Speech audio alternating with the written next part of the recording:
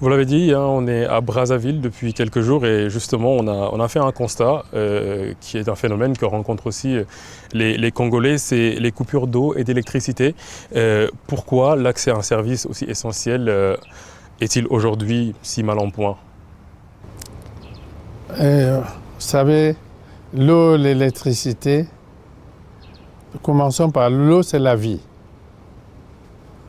Et il n'y a pas un dirigeant au monde qui peut, comme ça, prendre le plaisir de priver son peuple d'eau. L'eau, c'est la vie. Cette vidéo va être palpitante aussi. C'est une vidéo vraiment très, très importante à regarder jusqu'à la fin. Je pense qu'à la fin de cette vidéo, vous ne vous en sortirez pas bredouille. On va analyser cette partie aussi de la sortie du président congolais, Congo-Brazzaville. Les journalistes lui posent une question. D'abord, les journalistes ont fait une observation. Depuis leur arrivée à Brazzaville, ils ont constaté un délestage total, pénurie d'eau et aussi coupure d'électricité fréquente. Donc, on lui pose la question. Pourquoi? Parce qu'on veut savoir depuis qu'il est au pouvoir, ça fait maintenant presque 40 ans, mais il y a toujours le problème d'eau et aussi d'électricité. Le président commence d'abord par dire, vous savez, l'eau, l'électricité, l'eau c'est la vie. Aucun président, aucun dirigeant ne peut bloquer, ne peut essayer de bloquer l'eau, surtout pour sa population. Priver sa population d'eau, c'est impossible. En disant cela, on sous-entend que le monsieur veut dire ce n'est pas de sa responsabilité. Donc ce n'est pas de sa responsabilité. L'erreur ne vient pas de lui. Parce qu'aucun président ne peut le faire. Donc nous, on ne fait pas semblant. C'est un cas général. Comprenez que ça ne vient pas de moi. Je n'ai pas décidé de bloquer complètement, de priver ma population d'eau ou d'électricité. C'est un fait général. Donc, comprenez la réalité. C'est la première partie d'abord. Il dit clairement qu'il n'est pas responsable. Il dit ça de façon indirecte. Ce n'est pas lui qui bloque, ce n'est pas lui qui prive sa population d'eau. On va continuer sur la deuxième partie. Vous allez comprendre maintenant ces explications. C'était Lénine qui avait déclaré que la révolution d'octobre, c'était le pouvoir des soviets plus l'électricité. C'est pour dire qu'il n'est pas possible qu'un dirigeant ne pense pas à l'électricité pour les populations et pour l'économie.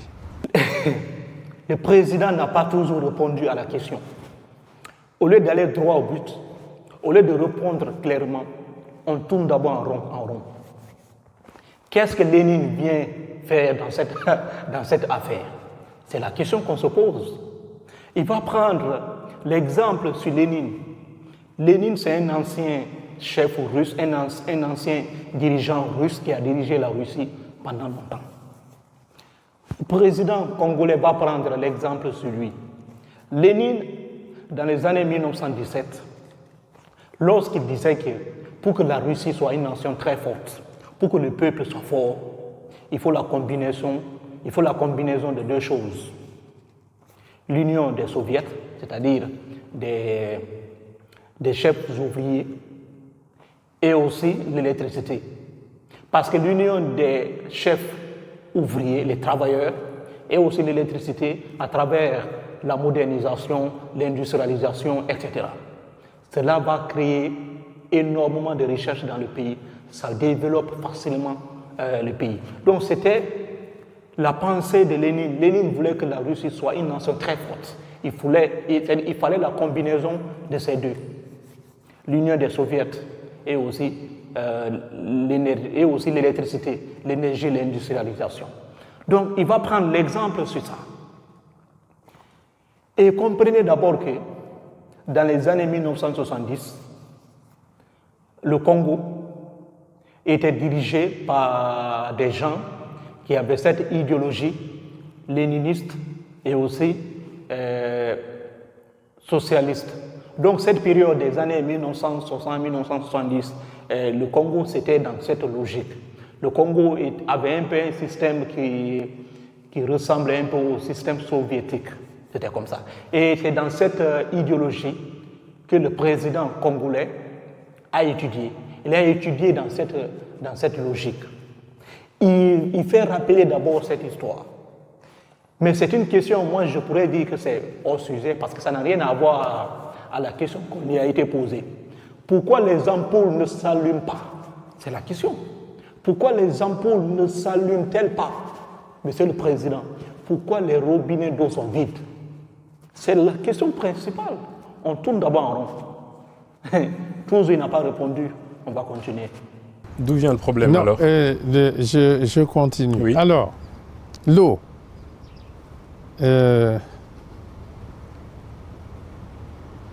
En dehors des grandes villes de Brazzaville, de Pointe-Noire, où nous avons fait des travaux importants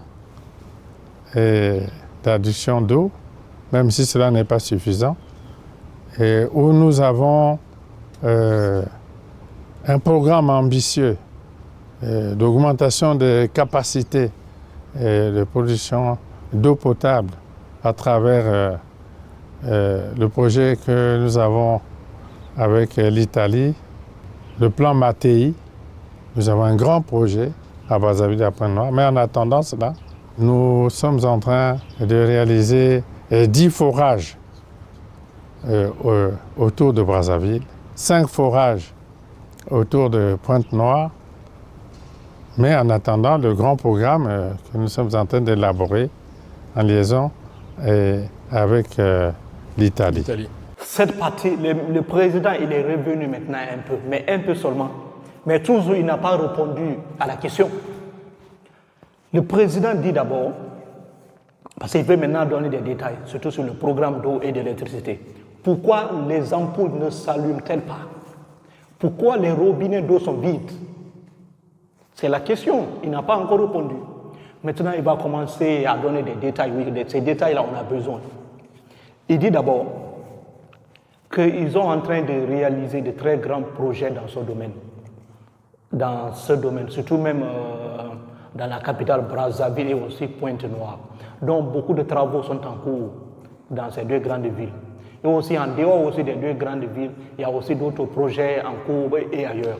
Mais dans les deux grandes villes, ils ont un projet de forage, 10 forages à Brazzaville et aussi 5 forages au Pointe-Noire. Donc ce projet-là est en cours en attendant le vrai projet qui sera effectué par une entreprise italienne, Mattei. C'est un projet qui est soutenu par le gouvernement italien pour fournir énormément d'eau à certains pays africains, surtout même le Congo.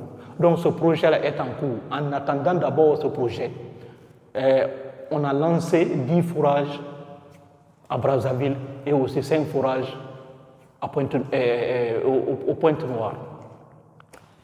Mais moi, je ne comprends pas. Brazzaville, c'est une population qui fait presque 1 million.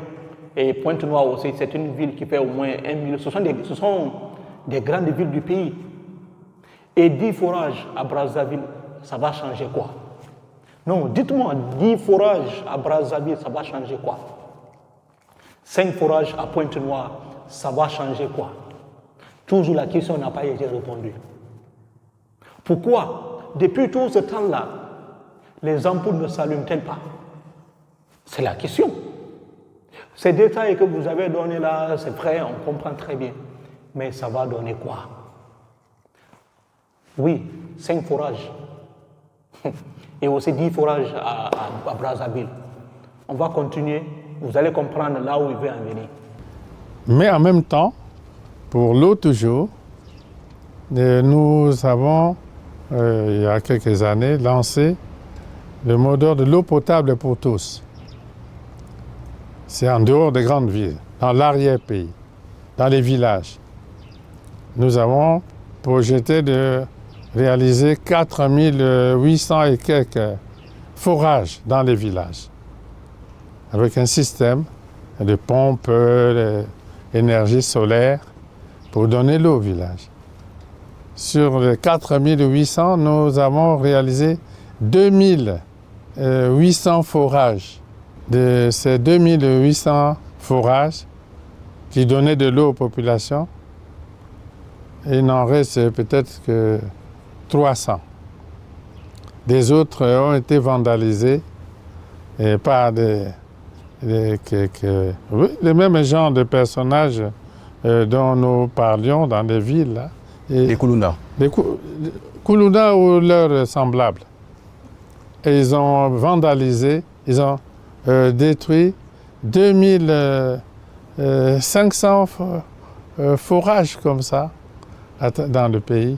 Et nous devons recommencer. Donc l'idée de donner l'eau aux populations des villes comme des campagnes est toujours au programme du gouvernement. Et nous allons nous y atteler, même si dans les villes, les réseaux sont anciens. Il faut renouveler les réseaux et cela coûte très cher. Mais c'est le programme du gouvernement. Cette partie est très intéressante. On peut lui poser une multitude de questions. Commençons d'abord à résumer ce qu'il a dit. Le président dit, d'ailleurs même le programme d'eau, il y a de cela quelques années, on a pu réaliser des projets de forage, des forages solaires, en dehors de ces deux grandes villes. On a pu réaliser, c'est qu'ils avaient un projet de 4800 forages en dehors de ces deux grandes villes. Mais sur les 4800 forages qu'ils avaient décidé de réaliser, 2800 ont été réalisés complètement, fini. Un programme de forage solaire, donner ça à la population. Mais sur les 2800 forages, 2500 ont été vandalisés avec le temps par les Kuluna. Donc pratiquement, il reste 300 forages normalement, selon ces explications. Mais la question qu'on se pose, pourquoi les 2500 là ont-ils été vandalisés? Ça veut dire que l'État n'a pas alors joué son rôle. L'État ne peut pas dire que les Kuluna sont plus forts qu'eux. L'État ne peut pas dire qu'ils n'ont pas des programmes de réparation. La maintenance, pourquoi l'État n'a-t-il pas surveillé tout ça? Collaborer avec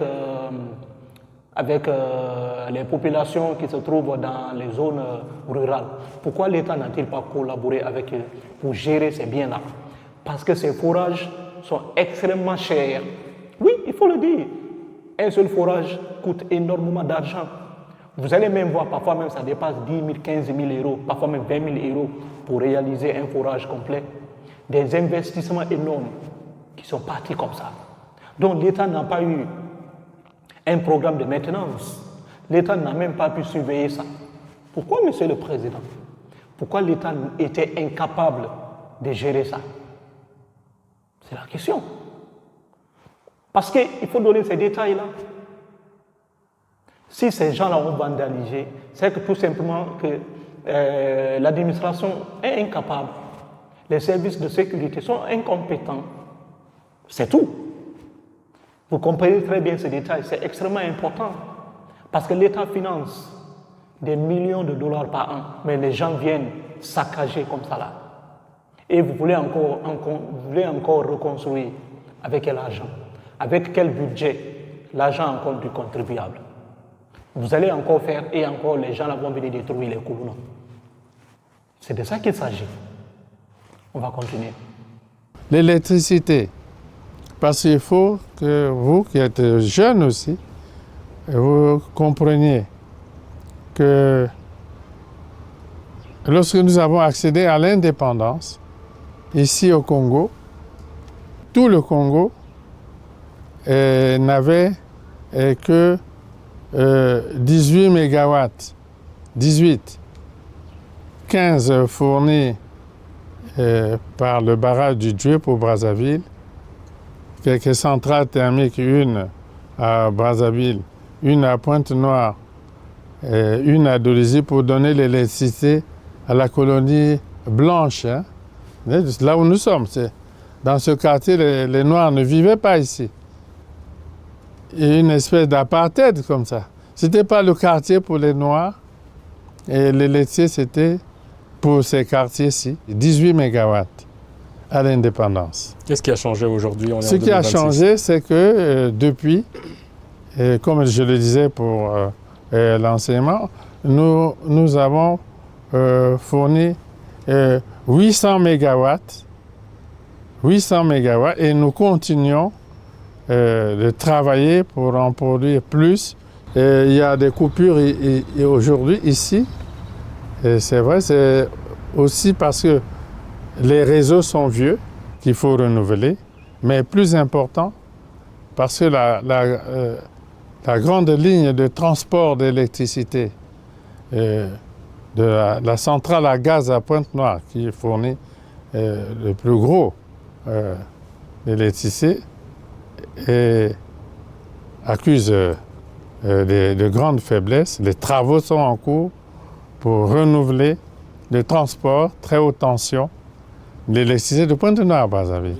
Mais nous avons 800 mégawatts. Justement, en termes de travaux, sans vous couper, Monsieur le Président, quelles sont les mesures concrètes estimons dans les 12 prochains mois que les Congolais pourront attendre concrètement sur cette question-là Je pense qu'on aura terminé avec la construction de la nouvelle ligne très haute tension de Pointe-Noire à Brazzaville pour permettre la fluidité de ces circuits.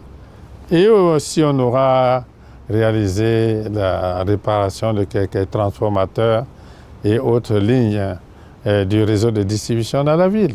Mais il y a la disponibilité de l'électricité et la volonté d'augmenter ses capacités pour aller peut-être à 1 giga et au-delà.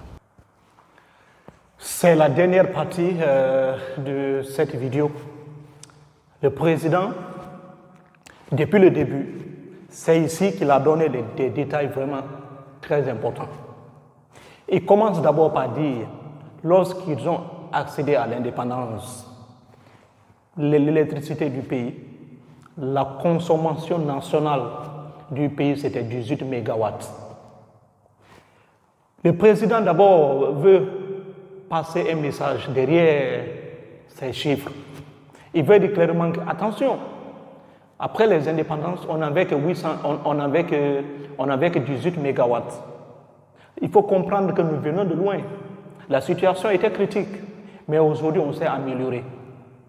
Il va dire, aujourd'hui, on est passé de 18 mégawatts à 800 mégawatts maintenant.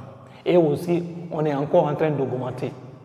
Il y a aussi d'autres projets en cours, des projets aussi de réparation, de d'autres programmes électriques, etc. On veut augmenter la consommation. Vous comprenez très bien les détails du président et il dit clairement que les choses vont s'améliorer très vite parce que la liaison électrique entre les deux grandes villes-là va s'achever très bientôt. Vous comprenez qu'ici, il a donné des détails essentiels à comprendre. Mais il doit aussi comprendre que dire qu'aujourd'hui, vous avez 800 mégawatts, c'est très peu. C'est presque la même chose. 18 mégawatts et 800 mégawatts. Aujourd'hui, c'est presque la même chose. Parce que dans les années 60, lorsque vous aviez les 18 mégawatts, et même à ce temps, personne n'utilisait même l'électricité. C'est le colon qui utilisait. Lorsque même qu'il dit que là où ils sont même assis là, c'était le lieu même des colons. C'est les colons qui étaient là-bas. Les Noirs ne partaient pas là-bas. C'est comme si c'était aussi l'apartheid. Donc, en parlant de cette histoire, on comprend clairement qu'il y a un problème. C'est presque la même chose, rien n'a changé. Pourquoi? Parce que la population a augmenté. Il oublie de dire que la population a augmenté. Aujourd'hui, Le Congo a une population de 6 millions et on tend vers les 7 millions. Et avant, c'était très peu. Donc, c'est presque la même chose, ou bien même aujourd'hui, c'est pire. Parce qu'avant, c'était 18. 18 là suffisait largement. Mais aujourd'hui, vous êtes à 800, mais 800, ça ne signifie absolument rien. Parce que le besoin est énorme. Le président devrait dire ça. C'est un point extrêmement important à comprendre. Vous comprenez qu'on a de sérieux problèmes en Afrique. Lorsqu'un dirigeant est au pouvoir depuis presque 40 ans, et aujourd'hui on parle d'électricité, on parle d'eau, et il dit que la situation est en cours. Le problème de l'Afrique, avec les investissements lourds, c'est un problème d'entretien. Vous pouvez construire des bâtiments, vous pouvez construire des hôpitaux, des palais, mais tant qu'il n'y a pas un budget d'entretien, après juste 2 ans, 3 ans, là, personne ne pourra aller vivre là-bas. C'est ça qui fatigue aujourd'hui l'Afrique. L'Afrique construit des bâtiments très nouveaux. Vous regardez ces bâtiments, vous dites même que nous sommes en Europe, nous sommes aux États-Unis. Mais ce qui nous fatigue, c'est l'entretien. Comment entretenir ces bâtiments? Les réseaux électriques que vous parlez, la liaison entre les deux villes, l'interconnexion électrique, tout cela c'est bien. Mais tant que ce n'est pas suivi d'entretien, tant que aussi ces liaisons-là ne sont pas sécurisées, ça va toujours créer du chaos total. Essayez de résoudre ce problème. On va se limiter là, pour ne pas que la vidéo soit extrêmement trop longue. C'est ça que j'avais à dire lors de cette sortie du président congolais. Il y a juste presque 24 heures maintenant. Laissez-moi en commentaire ce que vous en pensez, mais aussi abonnez-vous. Si vous vous abonnez, cela va me donner le courage de continuer à faire les meilleures vidéos possibles, parce que j'ai vraiment hâte de vous lire. J'ai remarqué que 99% de ceux qui regardent mes vidéos ne sont pas abonnés. Oui. Sur 100%, 99% ne sont pas abonnés. Parfois c'est 1%, parfois c'est 0,5% qui sont abonnés. Mais les gens regardent quand même mes vidéos. Donc, abonnez-vous.